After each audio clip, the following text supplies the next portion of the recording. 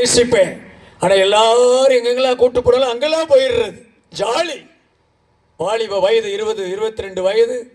அந்த வயது வரும் பொழுதுதான் 1989 டிசம்பர் மாதம் கர்த்தராகிய இயேசு கிறிஸ்துவை சக்தி வேல் என்ற நான் அல்லேலூயா ஏற்றுக்கொண்டு பின்பு 1990 தேவனுடைய கட்டளையின்படி தண்ணீரில் மூழ்கி ஞானஸ்தானம் எடுத்து பால் சத்திய சிங் என்ற பெயரை உடையவனாய் கர்த்தர் என்னை மாற்றினார்.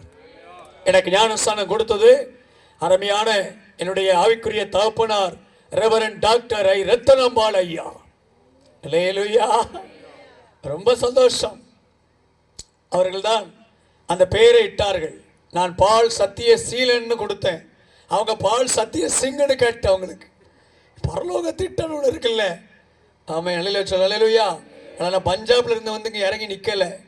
ஒருத்தருக்கு வேடிக்கையே கேட்டார், பால் சத்திய சிங்கா? சிங்கா தலைப்பாயே காணுமே. போதும் போதும், அது மகிமையான கிரீடம் மேலே இருக்குது. அல்லேலூயா சொல்லுங்களேன். அப்படிப்பட்ட குடும்பத்தில் இருந்த என்னை தான் ரட்சித்து முதலாவது இந்த சுவிசேஷத்தை கேட்டு என்னுடைய போதகர் மூலமா சுவிசேஷம் ஆத்தும ஆதாயம் பரலோகம் பரிசுத்தமான இடம் இதையே கேட்டு கேட்டு கேட்டு பாருங்க. அந்த ஐயா வந்து பாடினாங்க. ஐயாவும் அதை இணைஞ்சு பாடினாங்க. ஆவி ஆவி இணையும் ஒரு மனம். அல்லேலூயா. அந்த பாட்டு நான் அடிக்கடி பாடிட்டே இருக்கிறேன். அந்த பாட்டு ரொம்ப சந்தோஷமா இருக்கும். அந்த நாள் இன்ப இன்ப இன்ப நாள். எவ்வளவு அருமையா இருக்கு பாருங்க. அருமையா. என்னைக்கு பறந்து போறோம். இங்கே தானே கொஞ்சம் வெயிட்டா இருக்கிறோம். என்னைய மாதிரி ஒல்லியா இருக்கலாம். சிலரை மாதிரி கொஞ்சம் வடக்கே தெற்கே கிழக்கே மேற்கே வசனத்தை கொண்டு ஆசீர்வாதமா இருக்கலாம். சோத்திரம். அல்லேலூயா. எப்படியோ எப்படி இருந்தாலும் ஒவ்வொரு அந்த நாள்ல யாரா இருந்தாலும் ஒரு இமை பொழுதுல மகிமையின் சரீரத்தில் பறந்து போறோம். அப்படியே அந்த காட்சியை பாருங்களேன். அப்படி கண்கொள்ளா காட்சி. எத்தனை பேர் அது கீழே இருந்து பார்க்க போறீங்க? அல்லேலூயா. அடைச்சி கீழே இருந்தா பார்க்க போறீங்க. எல்லாரும் தான் மேல பறந்து போயிடுவோமே. ஆமேன்னு சொல்லுங்க. அல்லேலூயா. கொஞ்சம் விழிப்பாவும் இருக்கணும். கீழே இருந்து பார்க்குற எத்தனை பேர் பார்ப்பீங்க? எல்லாரும் பறந்து போறாங்க, நான் போகலையே அப்படி கைவிடப்பட்டுறக்கூடாது. நானும் சேர்ந்து போவேன், பறந்து போவேன். அல்லேலூயா சொல்லுங்க. அல்லேலூயா. இயேசு கிறிஸ்துடைய வருகை நாள் சந்தோஷமான நாள். ஆனால் சீக்கிரம் வராது, தெரியாது. சோத்திரா. நாளைக்கு வரலாம், இன்னைக்கு நைட்டு வரலாம். அல்லேலூயா. ஆமா, அது அவருக்கு தான் தெரியும். நம்ம ஆயத்தப்படணும். அதே நேரத்தில் ஆயத்தப்படு ஒரு கண்டிஷனும் இருக்கு. ஆயத்தப்படு, ஆயத்தப்படுத்து. நான் என்னுடைய தாயாரை ரட்சிப்புக்குள்ள நடத்தினேன். எனக்கு எவ்வளவு சந்தோஷம் தெரியுமா? கல்யாணி எங்க அப்பா பேரு கணபதி. எப்படி இருக்கும்? எங்க அப்பா என்னுடைய 13 வயசுல அவருக்கு 66 வயது இறந்துட்டார்.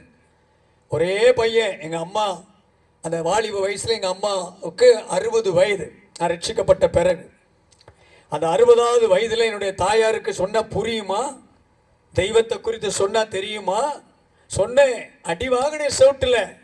நேத்து பெஞ்ச மலையில முளைச்ச காளானி எனக்கு ஆண்டவரை பற்றி சொல்றியா? அடி சவுட்டுல மின்னல் மாதிரி. எப்படி இருக்கும்? ஆனா ஏத்து பேச முடியாது. வயசுல மூத்தவங்க. ஒரு நாள் முறுமுறுக்க மாட்டேன். ஏத்து பேசவும் தெரியாது. ஏன்னா உட்கார்ந்து அழ தெரியும். கொஞ்சம் அடிச்சா வேகமா அழ தெரியும். சில சின்ன பிள்ளைகள் அப்படித்தானே ஊரையே கூட்டிடுவாங்க. என்னாச்சு என்னாச்சு பாட்டி பெரியம்மா என்னாச்சு? ஒன்றும் இல்லைப்பா, அடிச்சே அதுக்கு வேணுக்குன்னு அழுறான். சோத்திரம். அப்போ சின்ன பிள்ளைகளாம் இந்த வாலிப வயசுல அடி வாங்கியிருக்கிறேன். ஒரு நாள் அம்மாவை, ஏம்மா உங்களுக்கு அறிவு இருக்கா கேட்டதே கிடையாது. இன்னைக்குள்ள பிள்ளைகள்லாம் என்னெல்லாமா கேட்காங்க. சோத்திரம். ஏன் என்னைய பெத்தெடுத்தீங்க? ஆமாப்பா உன்ட்டு தெரியாம பெத்தெடுத்துட்டாங்கப்பா, மன்னிச்சுக்கப்பா. பெற்றோர்கள் மன்னிப்பு கேட்க வேண்டிய கட்டமா இருக்கு வாலிபர்கள்ட்ட. ஆனா நான் ரட்சிக்கப்பட்ட பிறகு என்னுடைய தாயாருக்காக வெள்ளி செவ்வாய் என்னுடைய பழக்கம் அப்படி இருந்ததுனால அந்த வெள்ளி செவ்வாய் உபவாசம் இருந்து ஜெபம் பண்ணி அன்பான வார்த்தைகளை சொல்லி, அதிகாரப்படுத்தல, கட்டாயப்படுத்தல. ஏமா இயேசு கிறிஸ்து எவ்வளவு நல்ல தெய்வம்மா, அப்பா உங்க பக்தியை கர்த்தர் தேவ பக்தியா மாற்றுவாருமா. ஏமா அந்த வெத்தலை பாக்கு போயில போடுறதை விட்டுருங்க, இது பாவம், இது சாபம், இந்த உள்ளமாகி ஆலயம் கெட்டு போயிருமா, வேண்டாம். ஏப்பா ஊமத்தங்காய் ஆண்டவர் தானே படைச்சாருமா? அவங்க கேட்டாங்க. வெத்தலை குடிக்காயெல்லாம் ஆண்டவர் தானடா படைச்சாரு, சாப்பிட்ற இல்லடா தப்பு. ஏமா போயிலையும் போடுறீங்களா? அங்கு விலாஸ்.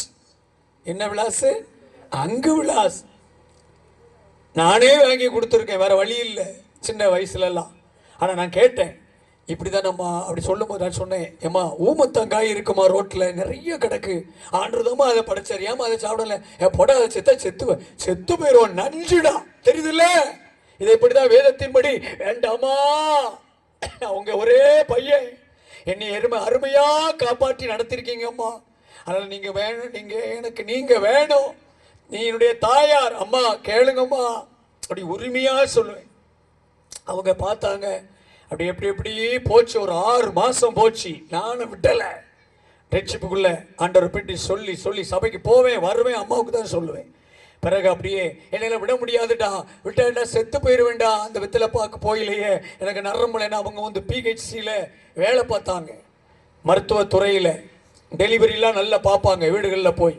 அப்போ அந்த காலத்தில் அப்படி தான், நர்ஸ்லாம் கிடையாது. அப்படிப்பட்ட ஒரு தாயார் நடந்து நடந்து போவாங்க, வெத்தில பார்க்க போயில தான் சாப்பாடு, கஞ்சி தண்ணி, அன்னப்பால் தண்ணி மத்தியானம். அதனால தான் ஸ்ட்ராங்காக இருப்பாங்க. நானாவது இப்படி இருக்கேன், எங்கள் அப்பா நல்ல ஷவுட். ஸோ கொஞ்சம் கொஞ்சம் நாளாச்சு, புளிச்ச முட்டாய் வாங்கி கொடுத்தேன். கொஞ்சம் நேரத்தில் ஒரு மாதிரி வருதுடா, முடியாதுன்னு எனக்கு தெரியாமல் போட்டுருவாங்க. இப்படி அதுலேருந்து ஒரு 2 மாதம் போச்சு, 6 மாதம் ப்ளஸ் 2 மாதம் 8 மாதம். கடைசியில் ஏமா கொஞ்சம் பல்ல கடிச்சிக்கிடுங்க, புளிச்ச முட்டாயை போட்டு கொஞ்சம் அப்படி சப்புங்க, அப்படி பார்ப்பாங்க. அப்படியே போச்சு. கடைசியில் அந்த 1 வருஷத்துக்குள்ள அவங்க முழுமையும் வெத்தில பார்க்க போயில தூக்கி தூர போட்டு அவங்க ரட்சிக்கப்பட்டாங்க, இயேசு கிறிஸ்துவை சொந்த ரட்சகராக ஏற்றுக்கொண்டாங்க. முதல் ஆத்துமாதான் என்னுடைய வீட்டில் என்னுடைய தாயார். உங்க வீட்டில் ரட்சிக்கப்படாதவங்க ரட்சிக்கப்படணும், ரட்சிக்கப்படுவார்கள், மீட்கப்படுவார்கள். இப்பொழுது பாவத்திலிருந்து நீங்கள் விடுதலையாக்கப்பட்டு உங்க ரட்சிப்பு அவர்களுக்கு தெரியணும். ரட்சிக்கப்படுறதுக்கு முன்னாடி கோபம், எரிச்சல், சகிக்காத தன்மை, விட்டு கொடுக்காத தன்மை, கோபம் வந்துச்சுன்னா கையை வச்சு அடிச்சிடுறது, மிதிக்கிறது, சபிக்கிறது, சாபம் போடுறது, அண்டை விட்டு மக்கள்கிட்ட பேசுறது கிடையாது. பல பல பல பல காரியம். ஆனா ரட்சிக்கப்பட்ட பிறகு விடுதலையாக்க வந்து பாவத்திலிருந்து விடுதலையாக்கப்பட்டாச்சுன்னா தனி சிறப்பு. ஐயோ என்ன சொன்னாலும் காரி துப்புனாலும் அவன் பாட்டுக்கு சோத்திரண்டு போறானே, அதுதான் தெய்வ பிள்ளைகளுக்கு அழகு, ரட்சிக்கப்பட்டவர்களுக்கு அழகு. விடுதலையாக்கப்பட்டீங்களா, உங்களுடைய சாட்சி உங்க குடும்பத்தை பாதிக்கணும். மீன்ஸ் சொல்றது புரியுதா? உங்க ரட்சிப்பு அவங்களை தொடரும். அல்லேலூயா. கணவர் ரட்சிக்கப்படணும், இன்னும் குடிச்சுக்கிட்டே இருக்காருன்னா நம்முடைய கற்புள்ள சாட்சி அங்க வெளிப்படல. சகிப்பு தன்மை, அன்பு இல்லை, உபசரிப்பு, பராமரிப்பு இல்லை. பிள்ளைகள் அதனாலதான் வெளி அன்பை தேடுறாங்க, பறந்து போயிடுறாங்க. போன பிறகு என் பிள்ளை நடந்து போயிட்டா, உட்கார்ந்துட்டு போயிட்டா, ட்ரெயின்ல ஏறி போயிட்டா. எத்தனை குடும்பத்தில் இந்த வேதனை புரிஞ்சுக்கிடுங்க. வீட்டில் அன்பு இல்லை, வீடு ஒரு நரகம் மாதிரி இருந்தால் பிள்ளைகள் எப்படி அன்பு செலுத்த முடியும்? பெற்றோர்கள் பிள்ளைகளிடத்துல ஒரு நல்ல ஒரு ஃப்ரெண்ட்லியா பழகணும். நிறைய பேருக்கு தெரியும், சிலருக்கு சொல்லுகிறேன். நீங்களே ஒதுக்கிறாதீங்க, இவன் உருப்பட மாட்டான், இவன் படிக்க மாட்டான், இவன் மாடு மேய்க்கத்தான் லாய்க்கு, இப்படியே சொல்லக்கூடாது. அல்லேலூயா சொல்லுங்க, அல்லேலூயா.